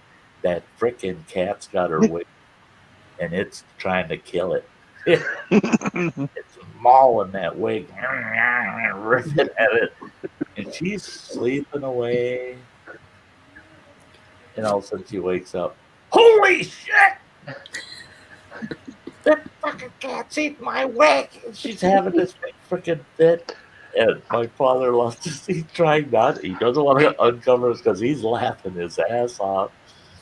She gets up, kicked that cat, and all we heard was meow, and then thump, and where it hit the opposite wall. And she walked out of my sight, and then she comes back, and she's got that wig on. It's all crooked. It's all got hair pulled out of it, shit. And that's when I lost it. I burst out laughing, and then all of a sudden I hear this meow, and I turn around, hear that cat comes walking in the room. I was never that nice to that cat. And I go, here, kitty, you can sleep with us tonight. Come on, kitty. Hey, West Haven. Thank you. Well, when things move, when you're clicking, right? That's awesome. Thank you. Thank you. Yeah. Oh, what cat was it that emptied the litter box? Oh, that was Beef 2. That's Beef 2? We lived in the big Victorian there in Ashland. Yeah. And I went and I spent, that was expensive too. That was over $80 for a litter box. But it was automatic. Cat goes in there, does its duty. When the cat gets out, the thing goes and it scoops up the, you're using that clumping kind of litter. It scoops up those clumps and it dumps them into this container that's got a bag in it. And then when that container starts getting full, you just open it, take the bag out, and twist tie it, and throw it in the trash, and put a new bag in. Middle of the frickin' night, I hear this clink, clink.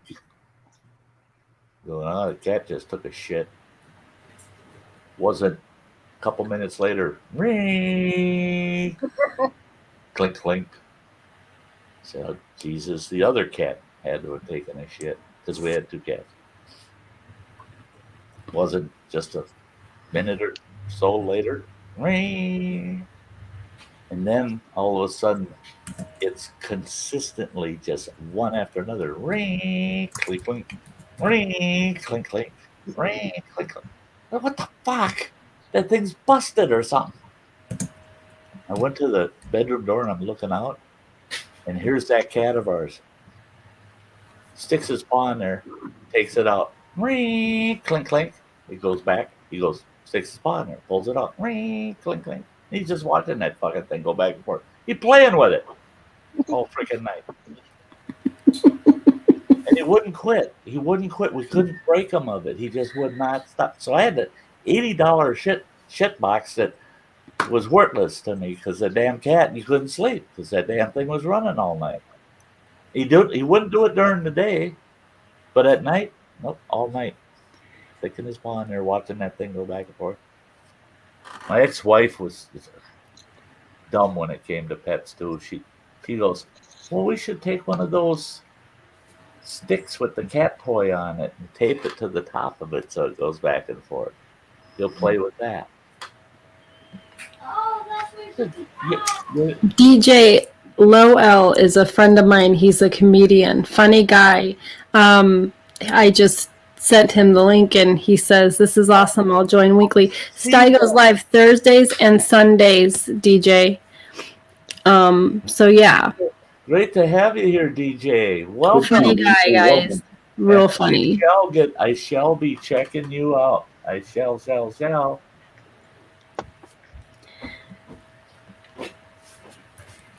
Yeah. Comedians. Yeah. Mm-hmm. Right up your alley. Yep. You betcha.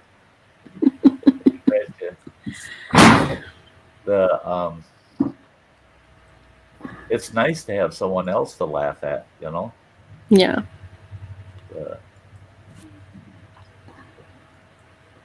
Okay. Okay, I'm left alone. I founded him. There you go. You betcha. Oh, you got it. Oh, yeah. Part of a set. Yep. Got a new follower. What? Got a new follower there, DJ.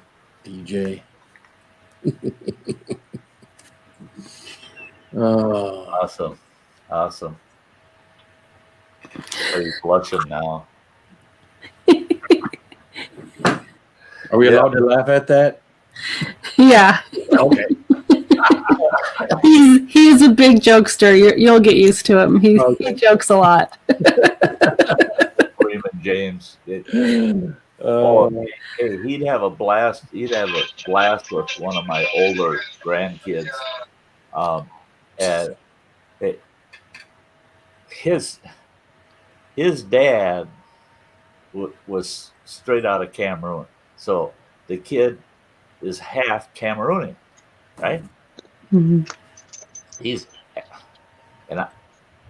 I got to see all the papers and crap. I don't totally understand it all, but the kid, the Cameroonian government told the kid that if he ever wants to relinquish his U.S. citizenship, they'll automatically recognize him as a Cameroonian citizen, and in his family bloodline, because their Senate is part of the Senate is structured tribally.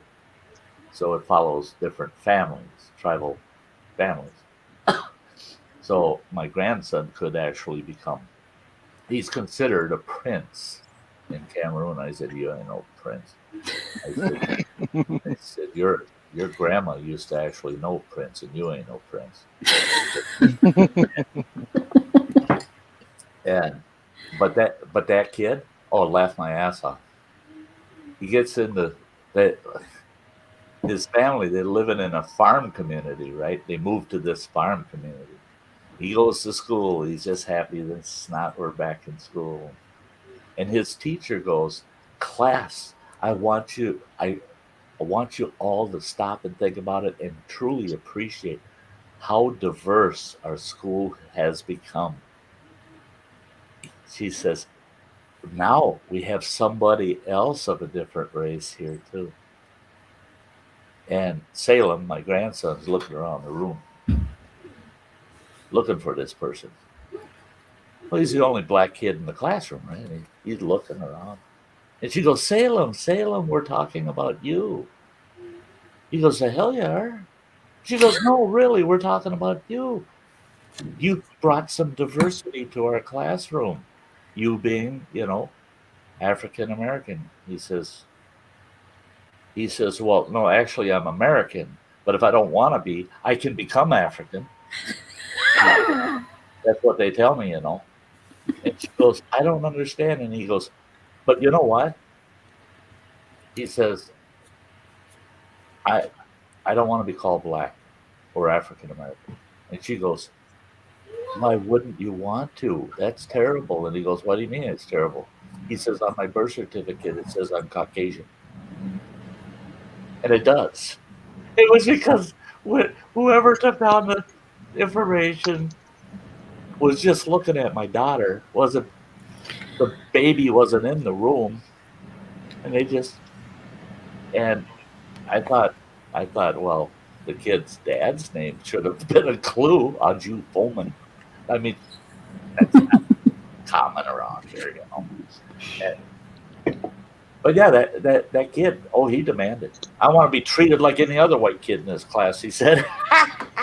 He said,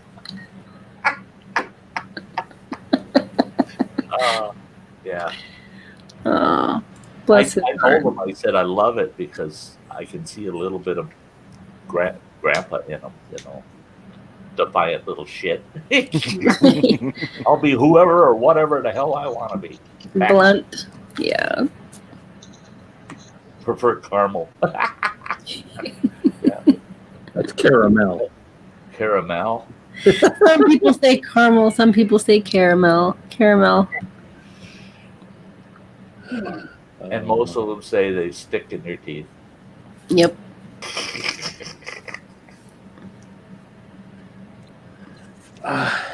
Yeah, pretty big James. Thanks. Hope he makes more money than you, Sty. Yeah, thanks.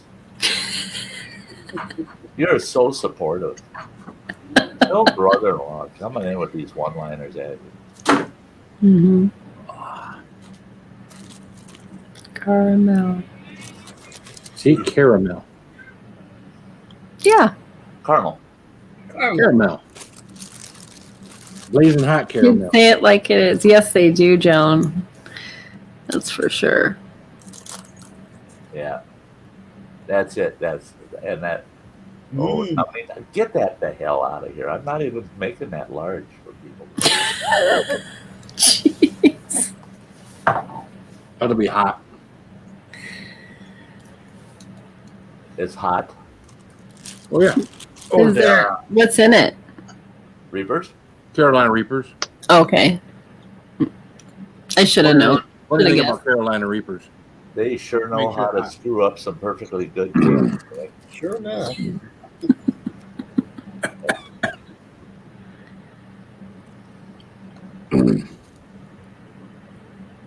Caramel.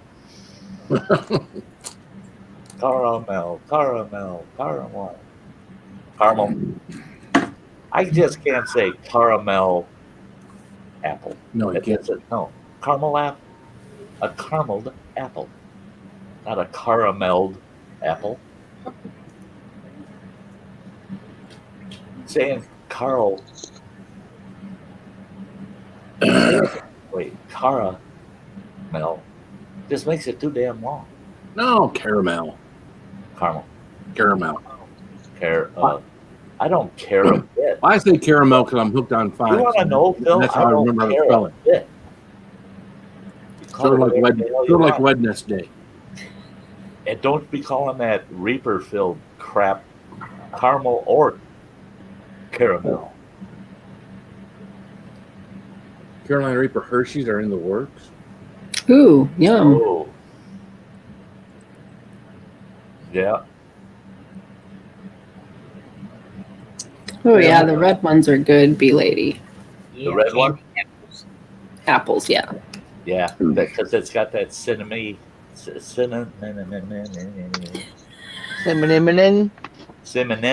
taste. They taste like those, almost like those little Red Hots, you know? Mm. Yeah, those are pretty good. Yeah. Hey, trail trash. Hey, trail trash. Hey. Who let the trash in? I did an appreciation thing for certain people, and I want trail trash to see it, because trail trash, yeah, stepped right up and.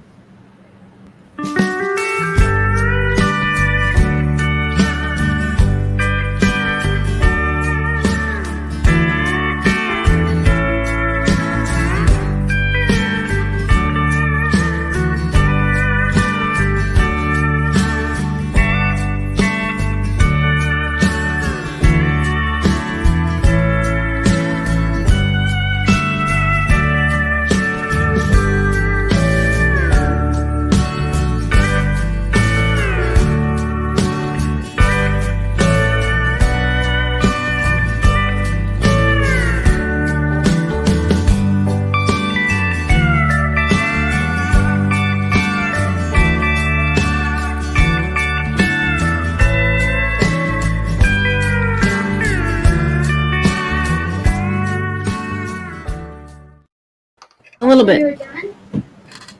Yeah, just to show off some very special folks. Help restore Sty. I'm not special. I'm normal. You're special. You're so special, they changed your name to Ed. Yep. Hey, I got mail.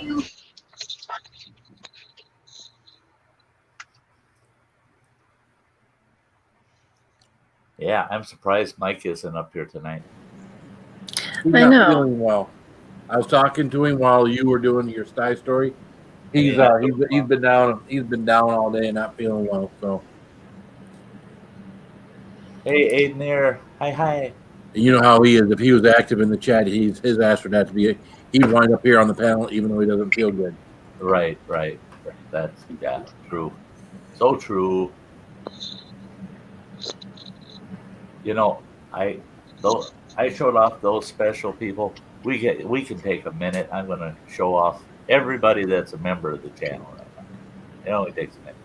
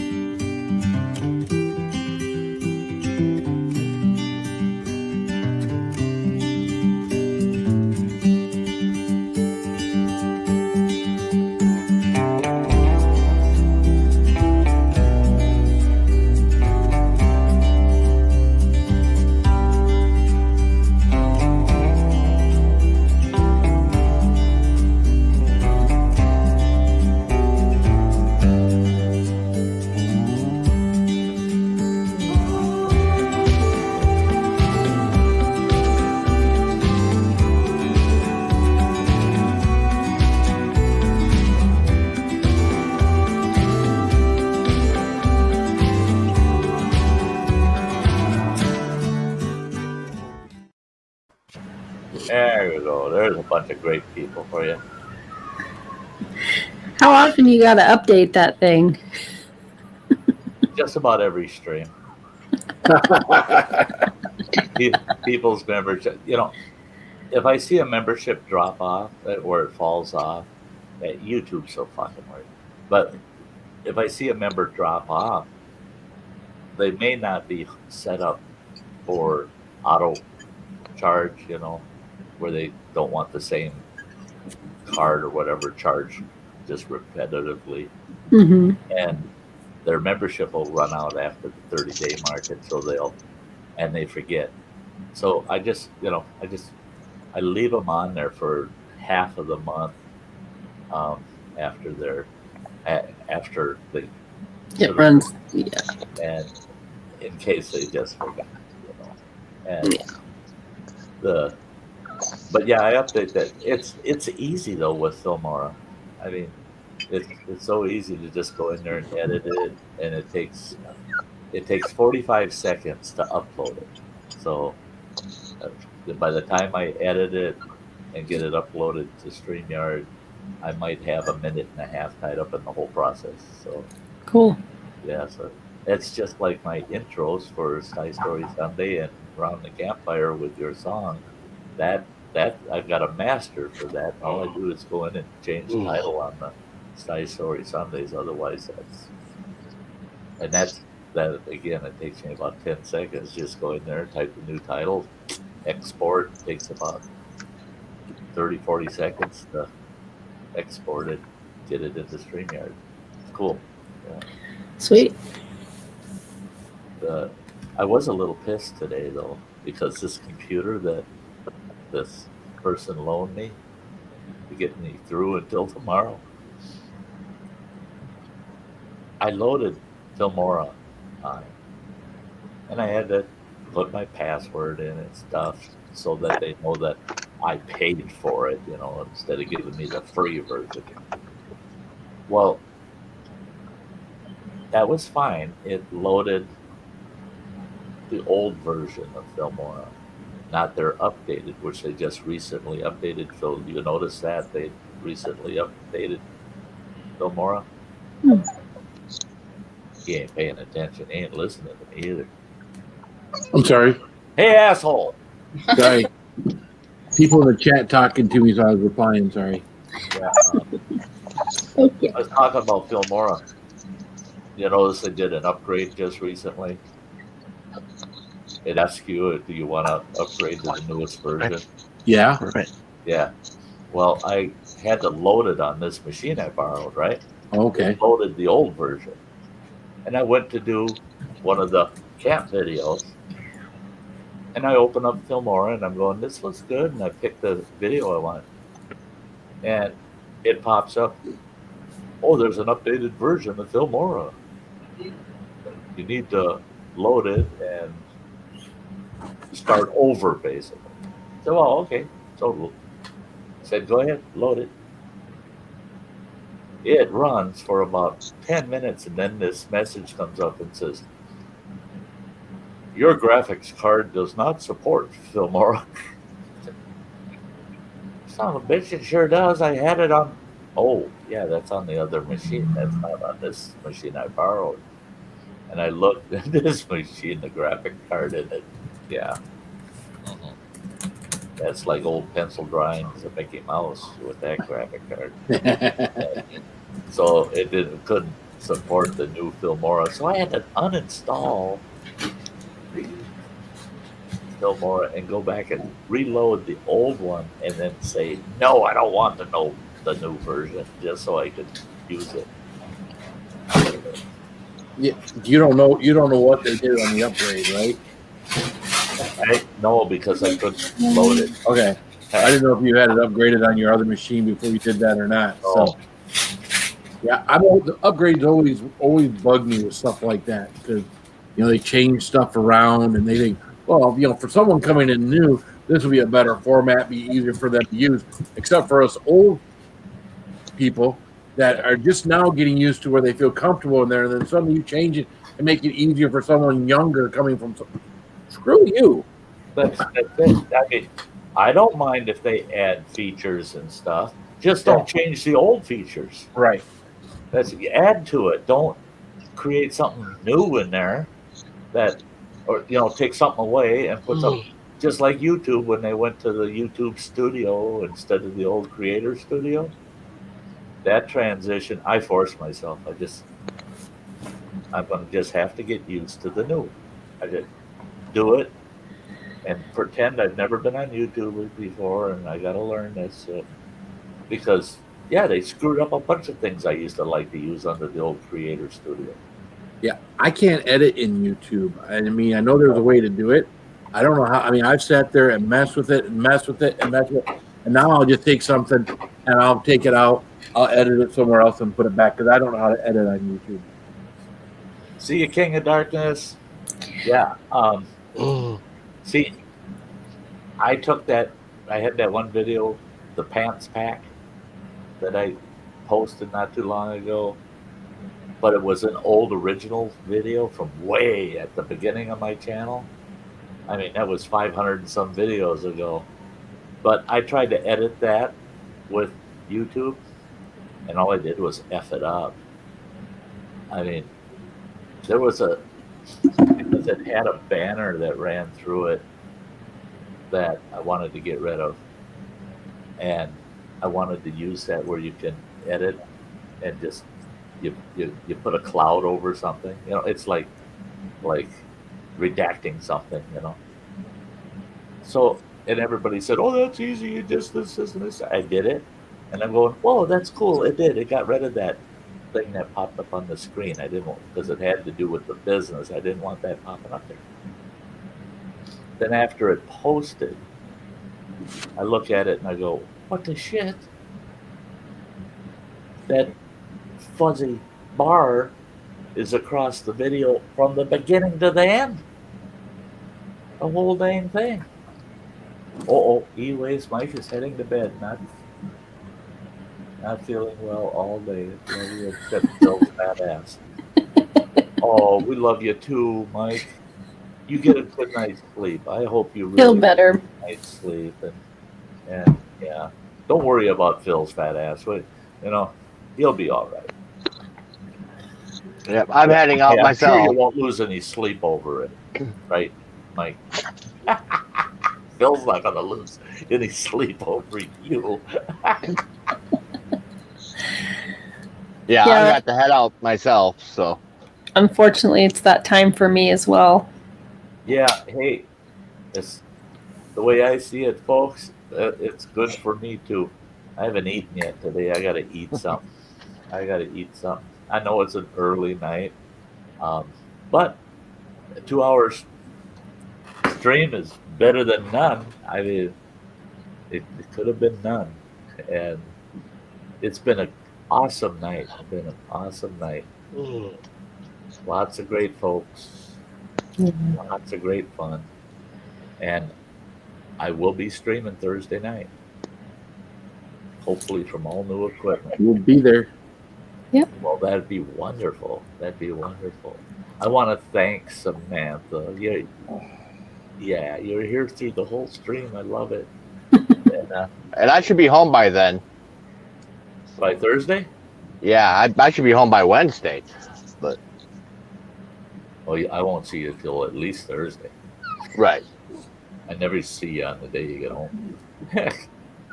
Yeah. Well, I've got like, was it 20 or 1,300 mile trip I'll have to make starting tomorrow. To get up there. So yeah. Well, you drive safe between there and here, and we'll see you sometime after Wednesday. All right. Get her done, Granny. I was so happy to see you pop in. We didn't get to chat. Well, sorry I was late, but I got it done. It's finished. The ducks are in. The ducks are in. I just couldn't leave because it was so close. Oh, hey, your girls are lucky, If those ducks hadn't gotten in there, they would have had a new bedroom. Yep. Hey, I love y'all. Everybody out there in the chat, you all take good care of yourselves. and I'll see you on Thursday. Watch for videos popping up between now and Thursday. I'm sure I'll have a couple or so. So until the next time, this will just be a little reminder of what's coming up on Thursday, and we'll see you then. You all have a very good night. Bye-bye. Bye. Bye, everybody. Bye.